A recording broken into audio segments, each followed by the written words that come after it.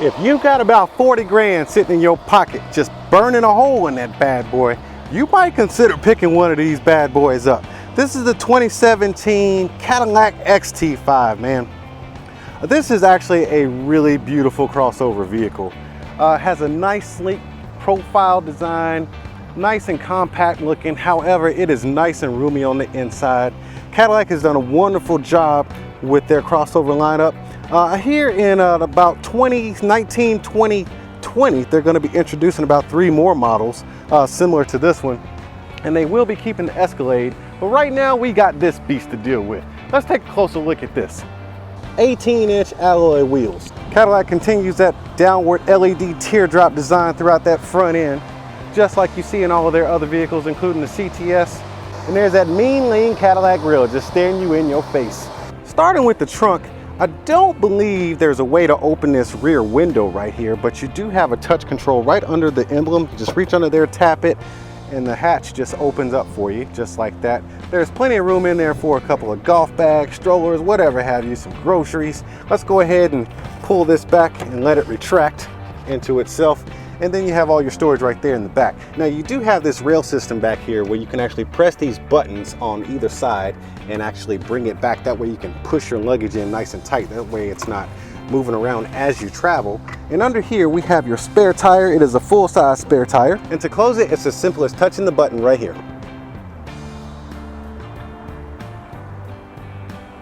Now going into the rear seat, this car really does shine. There is so much room in here. And now if you're coming from an SRX, which is the previous rendition of the Cadillac crossover vehicle, then you will definitely experience a lot more room in here in the back seat. A lot more room in the back seat. This thing has been completely upgraded and redesigned. Now as you can see in that door right there, you've got a tweeter in the upper part of that door, and it looks like a mid-range speaker at the bottom.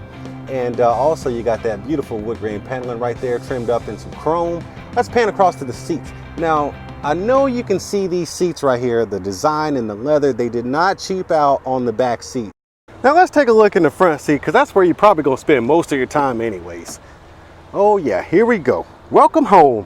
So this is your front door panel right here. You got some big old, looks like 6x9s right there. You got some tweeters and mid-range at the top of that door. And of course they carry that wood grain in the front. And you got your full on control panel right here. Now coming around here to the driver's seat, you got full control of how you need your seat adjusted. And I do see right there, there's an airbag. Wow, don't think I've ever seen it come out of the seat before. I guess this is gonna replace your side curtain maybe. No, there is actually still a side curtain there. And what I've just noticed is if you just clutch the bottom of this seat right here as you're sitting down, if your legs are a little longer, you need a little bit more support underneath your knees or your thighs, you can just pull this out just to stretch. You got about an extra inch or 2 worth of length in that seat, or you can just press it back and lock it back in place. And under here you got a little bit more storage, that way you can put things where they're easy to grab, via a purse, a wallet, or some extra things you need to keep out of the way. The sunroof retracts literally from the front to the back of this vehicle. Man, it is still opening. That's what I call panoramic. It's still opening. Okay, there it's done. Now, before I go into too much detail about the front interior of this car, let's go ahead and check out what's under the hood. Now, what's pushing this thing around is a 3.6 liter V6. This thing boasts about 310 horsepower. And from my experience driving it, it carries the load extremely well. All right, now let's get in this thing because it's hot out here and I'm ready to take a drive. Woo, man. Let me tell y'all, it is hot out there. Let me close up this sunroof so I can cool off a little bit. That is a lot of sun. Oh man. Okay. Cooling off. Cooling off. All right, so let's talk about the inside of this vehicle as we take a ride. So first off, you got this kind of, our gear shifter is actually kind of quirky. Right here, it looks normal right here, but you got this button on the side that you have to press in order to put it in drive and in reverse. And then you can actually tap this button right here when you want to just automatically go in park. Let me show you right here. So you put it in reverse by pressing that button and going in reverse. There's your backup camera. And then we have to touch it again. Actually, I think we can actually just pull back and it goes into drive. Okay, but from park, which is right here, you actually have to press the gas pedal and press the park. You hear that ding and it goes into park. But from park, you can't just go into drive. It has given me a hold shifter button alert. So I need to hold this shifter button right here and then pull back. So that's kind of an awkward movement for me. For you, you probably get used to it after some time, maybe after a week or so of driving, but for me, it has definitely been kind of quirky. Let me put this thing back in park. Now, I don't know if you noticed, but there are a lot of design cues from the CT6, man, Cadillac's flagship car. There's a lot of dimension in here too. So right here is where you really get your big hint of a CT6. This dashboard right here is actually very reminiscent of the CT6. You have your toggle switches right here. You do have some swipe and touch controls. The entire Q interface is touch control, but you can swipe here up and down for your volume, or left and right rather. Then you have your toggles right here. And then of course you got some storage right here. This is like a velvety touch kind of storage compartment right here that goes all the way back. Push and pull. This is not automated. It actually needs to be pushed and pulled. Here you got your center console storage right there, and I don't know if y'all can see that, but there's something right there that I really do adore about Cadillac's new car models. It is a wireless charging dock for wireless charging capable phones. You slide your phone in there and it just starts charging right away.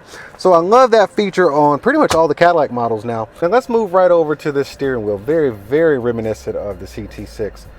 You see all your buttons right there, all your controls. Then when you go into the instrument panel, you can definitely see a lot of CT6 styling right there. Now Cadillac's Cadillac Q and the dash cluster and the interface they have going right here, I actually really like it. I personally own a 2016 CTS.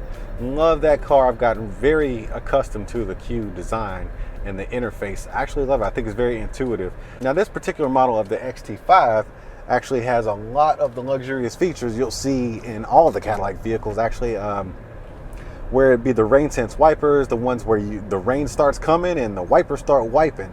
I love these features. They're very intuitive. You've got your blind spot protection in your left and right rear view mirrors. Let me get over real quick. Don't want to smash anybody up.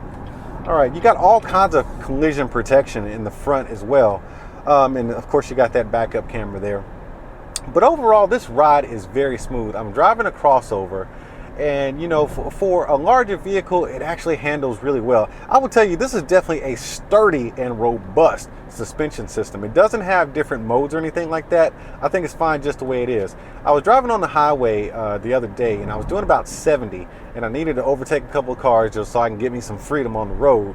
And that 3.6 liter motor, actually, it did its thing, man. You could hear it growling too. Let me see if I can get into it real quick. Oh, okay. Yeah, so you can hear it growling. It growls at you, and it just crept up past those cars, and I was doing 90 before I even knew it. Now, I did slow down. I'm not just, you know, smashing 90 down the highway the whole time, but this car actually handles very well at high speed. So if you do need to, you know, take off and make a move here and there, the car is very capable of doing it. Overall, I think there's a lot of room in this car. I think it's perfect for any family. I can definitely see going on long trips in comfort and style. You arrive in this thing, and people look at you like, wow, yeah, they have arrived.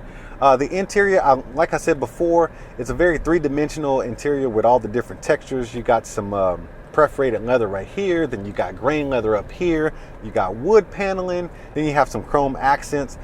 So it's a beautiful interior. I love it. Very three-dimensional. Makes you feel welcome and warm. Very easy car to drive and maneuver throughout the city. It doesn't feel big or heavy. It actually stops when you want it to stop and goes when you need it to go. That's something that I have to mention because I've owned cars before where you know, the braking system didn't seem to work so well. It was very hesitant and laggy. And then of course you got your acceleration where it's just not there. That does not exist in this car. I think Cadillac did a wonderful job in this car, and I feel good driving it, man. The Cadillac is back. Look, I ain't never claimed to be an expert in this kind of stuff. I'm just doing reviews. But before I get out of here, I'm gonna need y'all to tap on that like button and smash on that subscribe button, and I'll see y'all at the next one.